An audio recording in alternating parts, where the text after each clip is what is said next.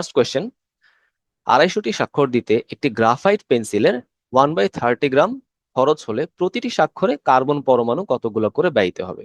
তাহলে ভাইয়া প্রথম প্রশ্নই হচ্ছে, এই যে আমি বললাম এখানে গ্রাফাইট পেন্সিল, গ্রাফাইট বলতে কাকে বোঝায়? নিশ্চয়ই কার্বনকে বোঝাচ্ছে, তাই না?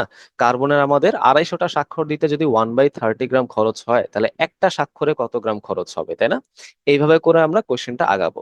কারণ দেখো, আমাদের অ্যান্সার কিন্তু প্রতিটি স্বাক্ষরেই জানতে চাওয়া হয়েছে। সো মোল সংখ্যার যে বেসিক ফর্মুলা আছে, WM, তাই না, which is equal to N/Na। আচ্ছা, so এখন বলো, মাস আমি কার জন্য নিব বলো? প্রতিটি স্বাক্ষরের জন্য।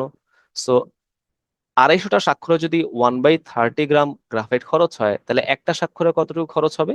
1/30, which is divided by 250, right? এরকম বিষয়টা। এবং এটাকে মোলার ভর কার্বনে 12 দিয়ে ভাগ দিব। তো এখান থেকে যদি আমরা এন এর ভ্যালু ক্যালকুলেট করে ফেলি, তাহলে কিন্তু আমাদের উত্তরটা চলে আসে। ঠিক আছে, নিশ্চয়ই এখন ক্যালকুলেটরে বসায় আমরা এনটাকে সমাধান করে বের করে আনতে পারবো, যেটা আসবে হচ্ছে 6.689 ইন্টু 10⁻18। এটাই আমাদের অ্যান্সার, অপশন ডি। এরকম প্রশ্ন আমরা ঠিক তার পরবর্তীতে দেখতে পারতেছি। দেখো, চুয়েট 25-26-এ আসা প্রশ্নটা একই রকম। ওকে, এটা তাহলে তোমাদের হোমওয়ার্ক থাকলো।